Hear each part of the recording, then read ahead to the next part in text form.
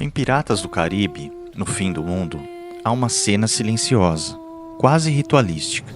Uma criança começa a cantar.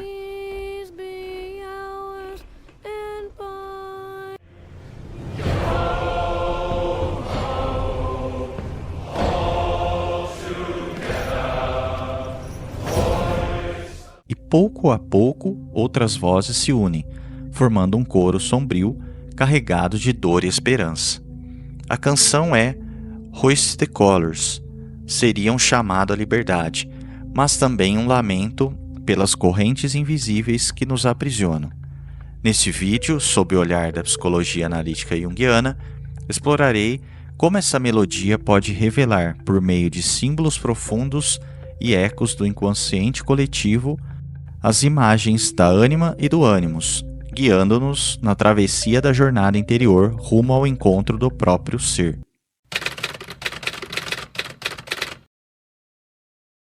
The king and his men stole the queen from her bed and bound her. Essa música parece emergir de um lugar profundo, como se viesse das profundezas do inconsciente coletivo. Ela nos convida a uma travessia, e para alguns soa quase como uma lembrança de algo que não é deste mundo. A rainha roubada, o mar, o lamento de vozes que entoam uma canção de perda e de liberdade. Tudo aqui tem uma carga simbólica intensa, como nos sonhos que ficam na memória mesmo após o despertar. Mas o que essa música desperta em você? Talvez um chamado, ou um eco de algo que você nem sabia que estava procurando.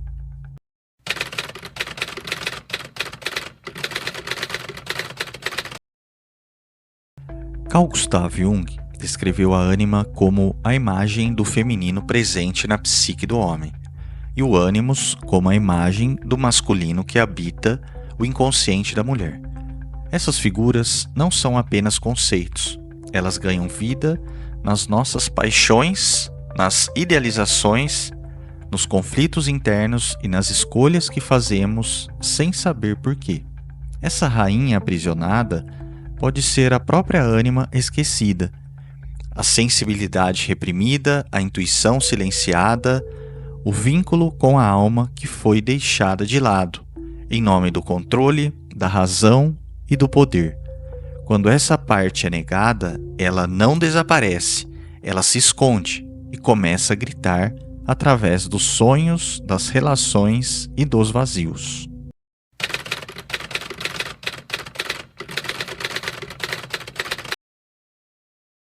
The seas be ours and by the powers. O ânimos, quando inconsciente, pode se manifestar como uma força rígida, crítica e que exige perfeição. Ele se manifesta na psique da mulher como aquela voz interna que impõe ideias fixas, que invalida sentimentos e que busca controle. Mas o problema não é ter um ânimos. Na verdade, é quando ele assume o leme. Então a pessoa começa a viver sob as ordens de uma lógica interna, que não considera a experiência, o afeto e a entrega. Você já sentiu isso? Como se existisse dentro de você uma força que racionaliza tudo e te julga, até mesmo aquilo que dói?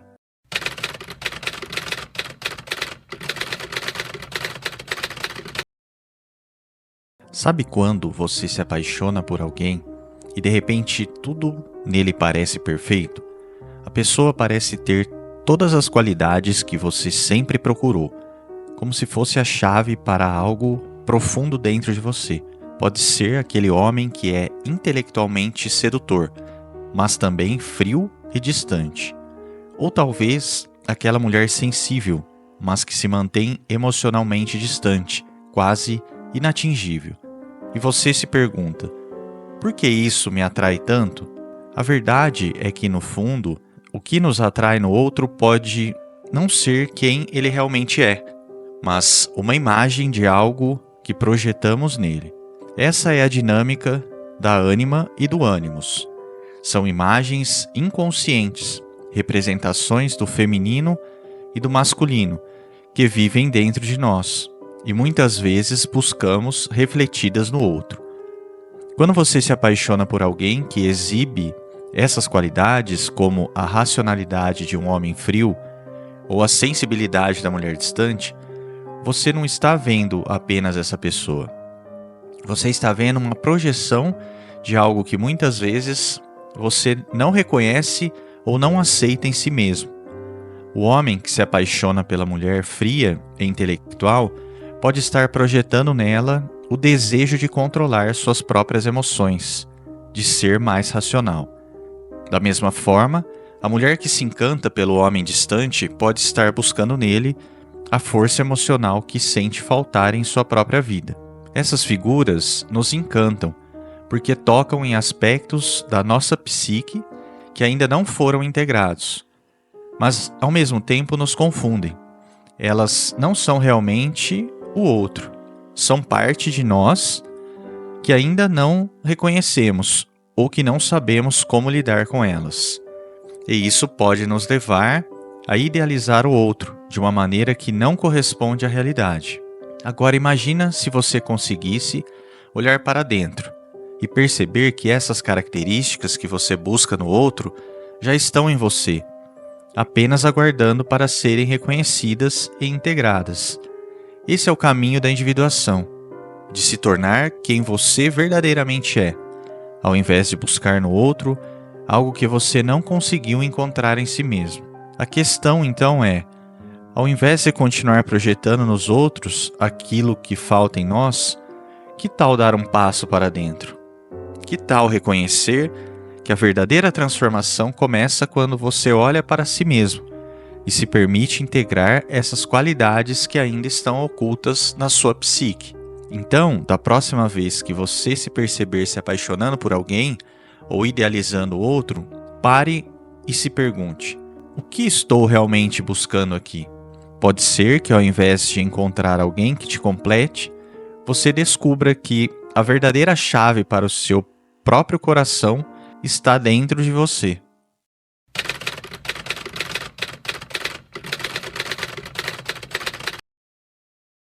À medida que caminhamos nessa jornada de integração, é natural que surja dentro de nós uma ânsia profunda por plenitude, como se algo em nosso íntimo nos puxasse para uma união completa, para um reencontro com o que perdemos há muito tempo.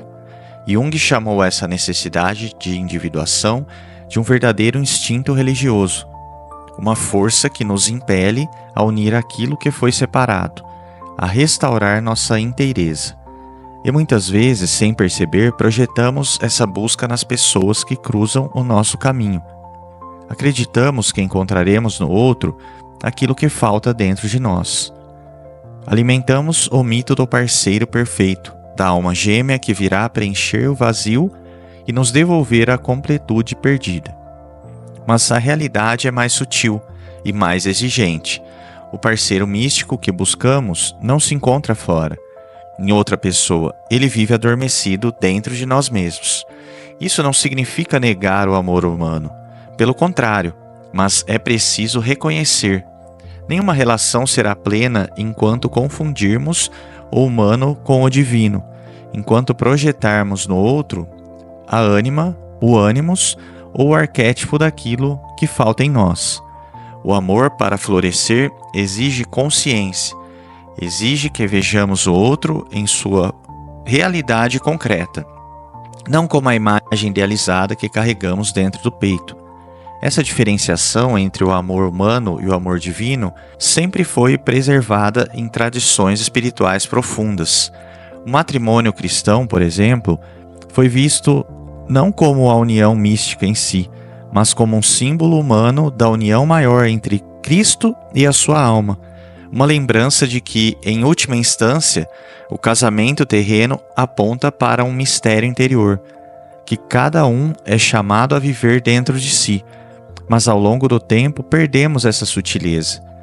O medo da sexualidade, a idealização da pureza, a separação entre espírito e matéria nos afastaram da alma. A igreja, tentando proteger o mistério, acabou por sufocá-lo, reprimindo justamente as forças que poderiam nos conduzir de volta à integração, à sensualidade, o corpo, o feminino. A verdadeira jornada não é negar o corpo, nem se refugiar numa disciplina vazia que não transforma. É a reconciliação, é o reconhecimento de que o espírito se encarna, de que a alma habita o corpo, de que a luz e a sombra, o humano e o divino, estão entrelaçados em nós. Sem essa consciência, caminhamos no escuro, oscilando entre extremos, perdendo a cada passo o caminho de volta para casa.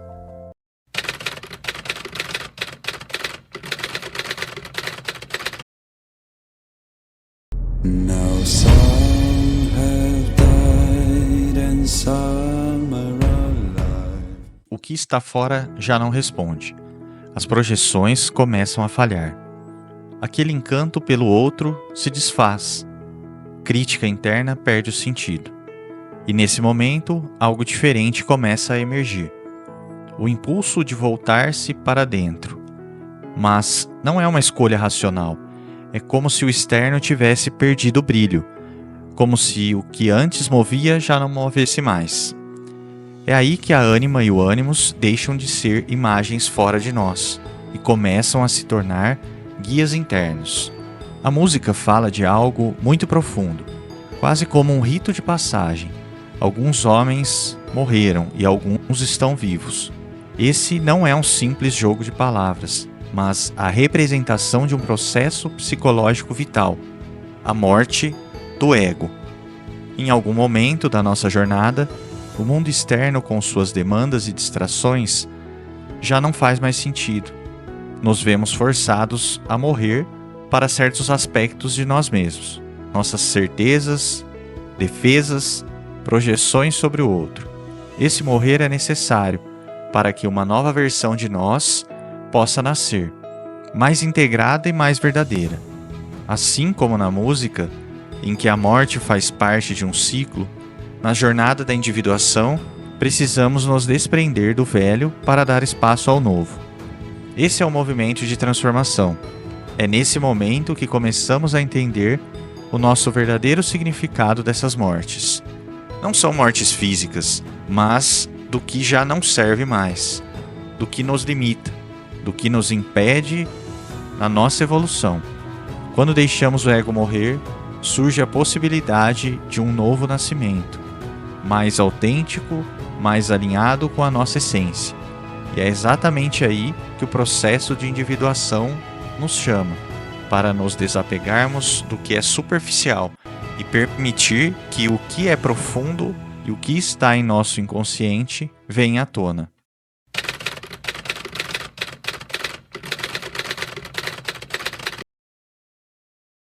Você talvez já tenha vivido aspectos desses dois arquétipos, sem saber. A sensação de ser profundamente tocado por uma música, uma imagem, um gesto. Isso pode ser a ânima.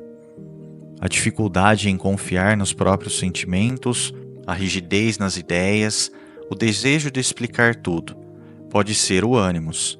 A ânima pode aparecer como inspiração, sensibilidade, contato com o mistério, mas também como melancolia, ilusão, fuga da realidade. O ânimos pode se manifestar como pensamento estruturado, força argumentativa e impulso criador, mas também como rigidez, autoritarismo interno, isolamento emocional. Esses aspectos não são bons ou ruins. O problema está no desequilíbrio, quando uma dessas forças domina a psique.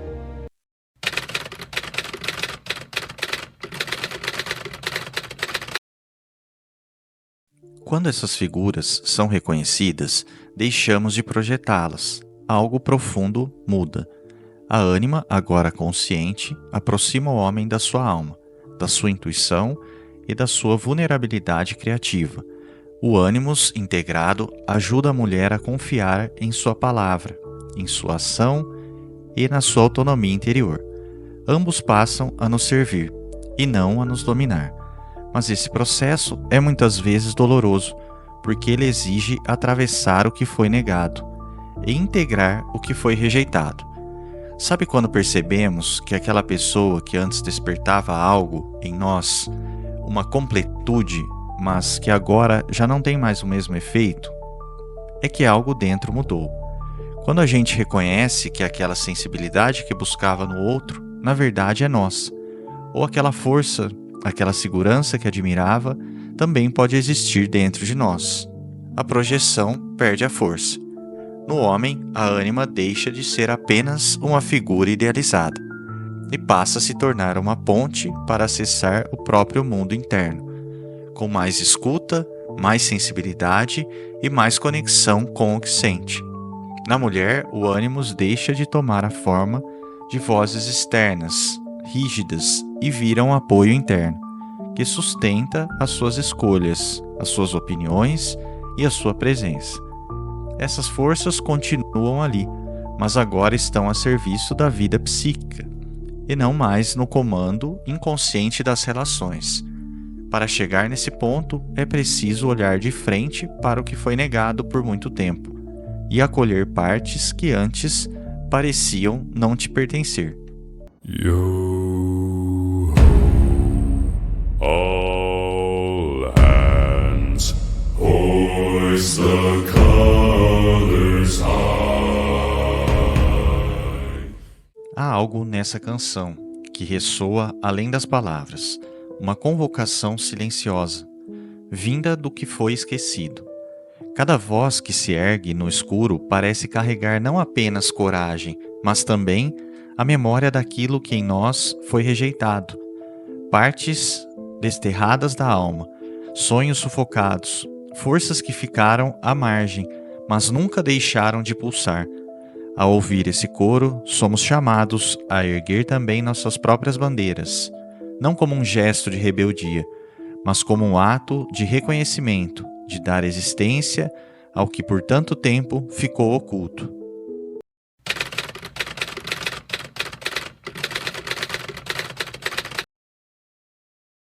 A música acaba, mas algo ainda ecoa dentro de você, porque a ânima e o ânimos não são apenas símbolos distantes.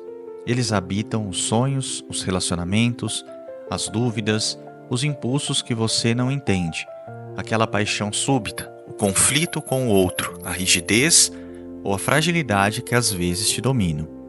Eles são mensageiros, não só do amor, mas do desconhecido que te habita e que muitas vezes te assusta mais do que o mundo lá fora. São partes de você que buscam expressão, ora no outro, ora no mundo. Seguir esse chamado não é fácil, é abrir mão das certezas, das imagens prontas de quem você pensava ser. É entrar na escuridão do mar, sabendo que talvez não haja volta da mesma forma, mas é só atravessando essa noite simbólica que algo novo pode emergir. Algo que não vem de fora, algo que é seu, como se dissesse, agora é com você. E talvez esse momento tenha chegado, quando o que está fora já não responde como antes, quando o sentido começa a se dissolver e o silêncio passa a carregar uma pergunta.